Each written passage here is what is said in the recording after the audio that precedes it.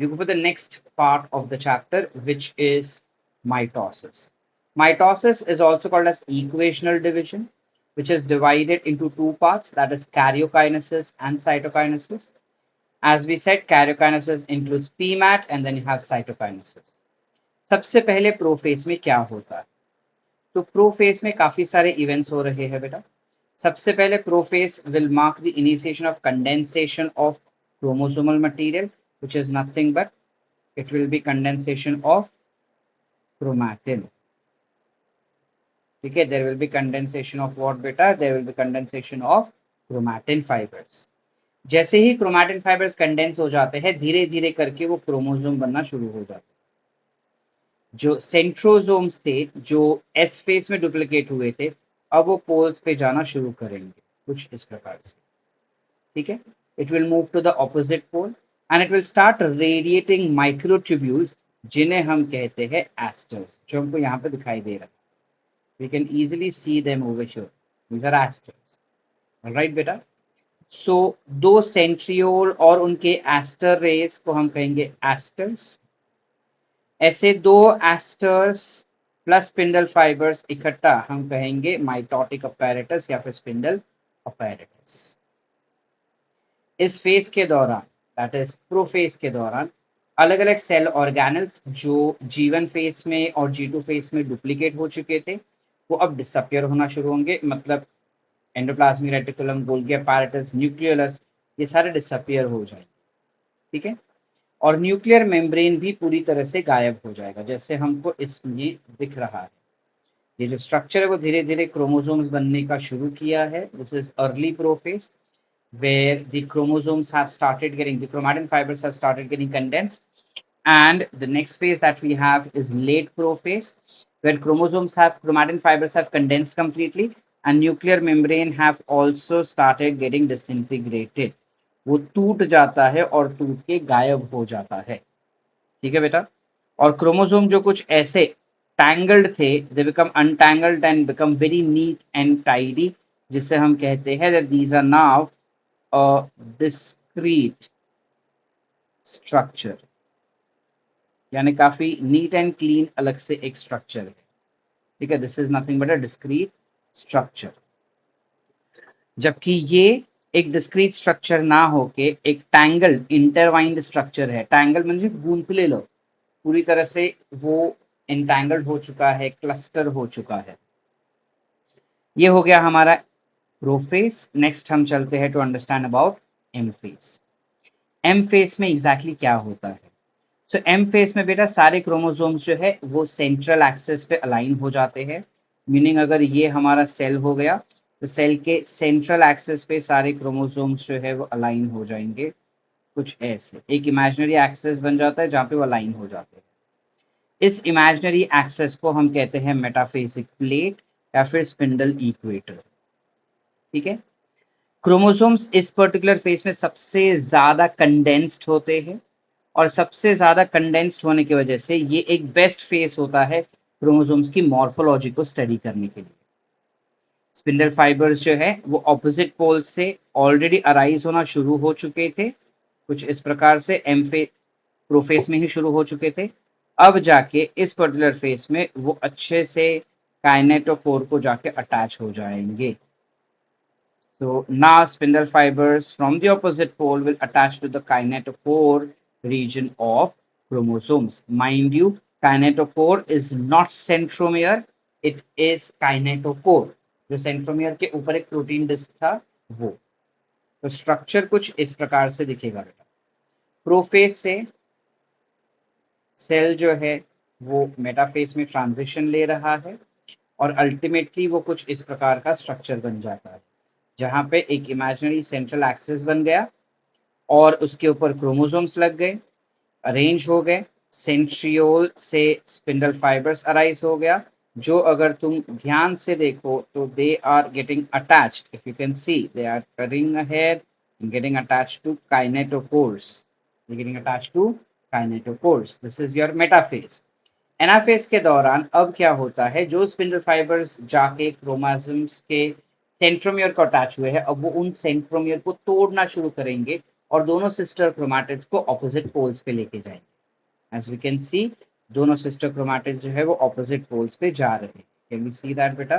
दोनों sister chromatids opposite poles पे जा रहे हैं। इनमें ये पर्टिकुलर स्पिंडल फाइबर जो इनको खींच रही है, it will be called as chromosomal fibres.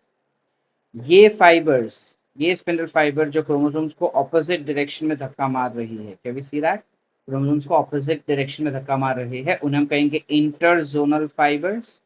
ठीक है, जो सिर्फ और सिर्फ एनाफेज में बनता है, and it is responsible for pushing the chromosomes towards the opposite side. एक और फाइबर है जो हमको यहाँ पे दिख रहा है, क्या ये देख पा रहे हैं हम बेटा? ये फाइबर्स जो होते हैं ये सपोर्टिंग फाइबर्स होते हैं, जो रिस्पॉन्सिबल होते हैं दोनों सेंट्रियोल को एक दूसरे से अटैच करने के लिए, so that chromosomes can easily get separated. Now when we talk about last phase which is telophase, इस पर्टिकुलर फेज में जो क्रोमोसोम्स है वो ऑपोजिट डायरेक्शन में आ चुके हैं, और अब सारे इवेंट्स जो प्रोफेज में हुए थे उसका एग्जैक्ट ऑपोजिट जो है वो टीलोफेज में हमको होता हुआ दिखेगा, which is endoplasmic reticulum, Golgi apparatus, nucleolus, nuclear envelope जो डिसअपियर हुए थे अब वो वापस से अपीयर हो जाते हैं।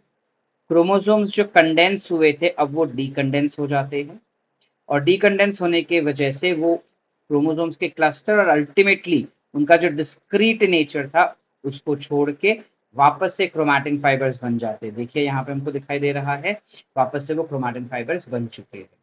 ये हो गया telophase. So with telophase we wind up with your cytokaryokinesis completely. अब हम समझने जा रहे हैं साइटोकाइनेसिस। एनिमल और प्लांट सेल में साइटोकाइनेसिस अलग अलग तरीके से होगा बेटा। ऐसा क्यों? क्योंकि एनिमल सेल्स के पास सेल वॉल नहीं होता और प्लांट सेल्स के पास सेल वॉल होता है, जिस कारणवश दोनों का सेल डिवीजन जो है यानी साइटोकाइनेसिस जो है वो अलग अलग प्रकार से होगा। एनिमल सेल्स में सेंटर पे हमारे पास कुछ स्पेशल फाइबर्स होते हैं जिसको हम कहते हैं माइक्रोफिलामेंट, विच आर साइटोस्केलेटन। ये माइक्रोफिलामेंट जो होता है वो कॉन्ट्रैक्ट होना शुरू होता है। जैसे ही वो कॉन्ट्रैक्ट होता है ऑटोमेटिकली जो सेल मेम्ब्रेन है वो अंदर की तरफ आएगा और एक पॉइंट पे आके वो दो में डिवाइड हो जाता है। तो ये जो डिप्रेशन बन के हमको मिला है इसे हम कहते हैं फरो, और उसका टूटना is called as cleavage. Are we clear बेटा? You call it as furrow and cleavage, furrow और cleavage। तो ये जो साइटोकाइनेसिस हुआ बेटा, क्या मैं कह सकता हूँ कि ये सेंटर की तरफ हो रहा है? So the order of cytokinesis is towards center and thus it is identified to be a centripetal order. With the help of microfilament this is occurring, which is contractile cytoskeleton, because of which it has been said कि animal cell का जो cytokinesis होता है वो furrow या फिर cleavage method से होता है। ठीक है बेटा? जबकि प्लांट सेल का जो साइटोकाइनेसिस होता है वो थोड़ा अलग प्रकार से होता है। प्लांट सेल के साइटोकाइनेसिस में सेल वॉल होने की वजह से फरो होने का कोई चांस नहीं, तो इंस्टेड ऑफ दैट जो स्पिंडल फाइबर्स होता है वो कुछ कुछ केमिकल्स रिलीज करना शुरू कर देगा, प्लस सेंटर पे फ्रैग्मोप्लास्ट बन के मिल जाएंगे जो कुछ केमिकल्स सिक्रीट करेंगे। ठीक है, प्लस एंडोप्लाज्मिक रेटिकुलम और गोल्गी apparatus जो बन चुके हैं वो भी कुछ केमिकल्स रिलीज करेंगे एंड फॉर्म समथिंग कॉल्ड फ्रैग्मोप्लास्ट। ये फ्रैग्मोप्लास्ट प्लस ये स्पिंडल फाइबर्स प्लस कुछ केमिकल इकट्ठा मिलके एक स्ट्रक्चर बनाते हैं सेंटर पे, जिसे हम कहते हैं सेल प्लेट। ये सेल प्लेट जो होता है बेटा वो मिडल लैमेले का प्रीकर्सर होता है, यानी सेल प्लेट जो है वो आगे जाके प्लांट सेल का मिडल लैमेले बनाएगा। यही मिडल लैमेले धीरे धीरे करके केमिकल रिलीज करते जाएगा और प्राइमरी सेल वॉल और सेकेंडरी सेल वॉल बनाएगा और अल्टीमेटली दो सेल्स को डिवाइड कर देगा। ठीक है बेटा? इस प्रकार से you have cell division occurring in plant cells. Now quickly if we talk about distinguishing between plant and animal cytokinesis, plant cytokinesis is called as astral type or amphiastral type of cytokinesis because they do have centrioles present in them। ठीक है, इनके अंदर centrioles होते हैं, लेकिन plant cells के पास centrioles नहीं होते हैं। It is without centriole and that is the reason it is called as an astral type of cell division.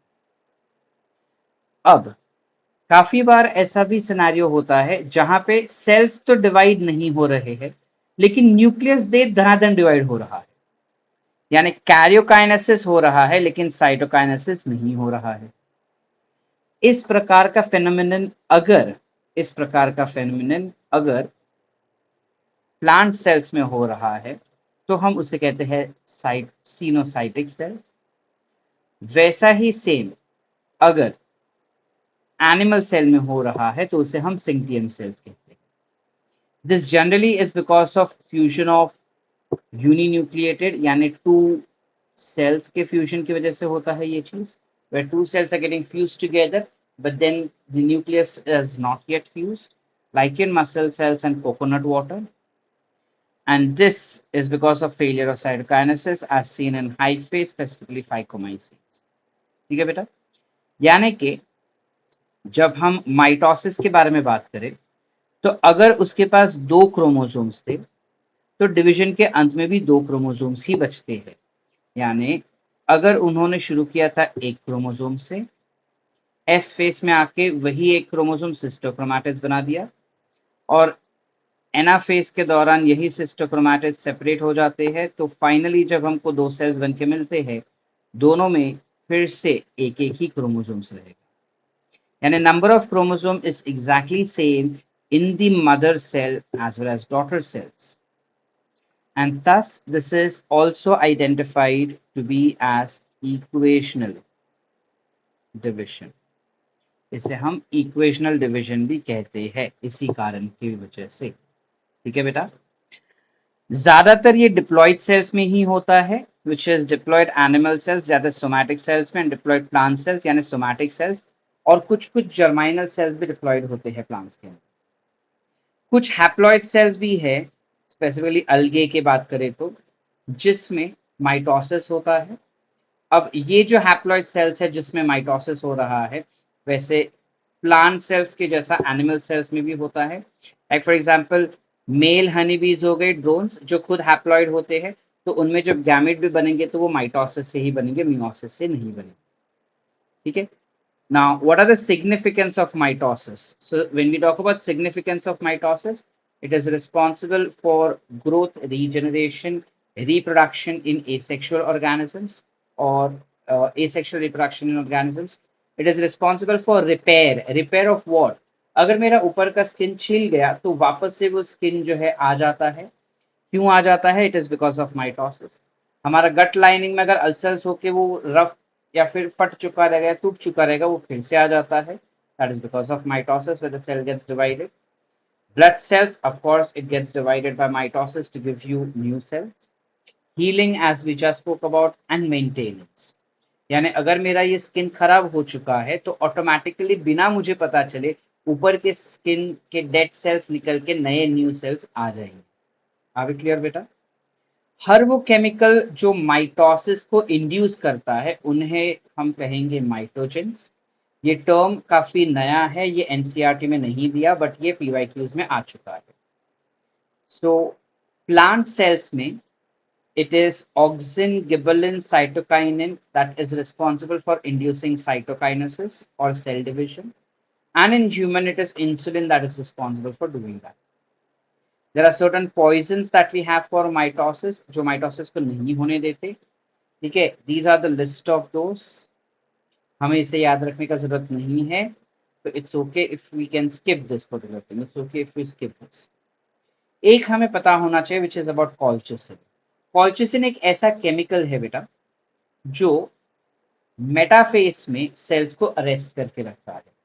हम बात कर चुके थे इस बारे में बेटा कि मेटाफेस के दौरान क्रोमोसोम्स जो है वो कंप्लीटली कंडेंस्ड होते हैं, और ये बेस्ट फेस है सेल साइकिल या क्रोमोसोम्स को स्टडी करने का।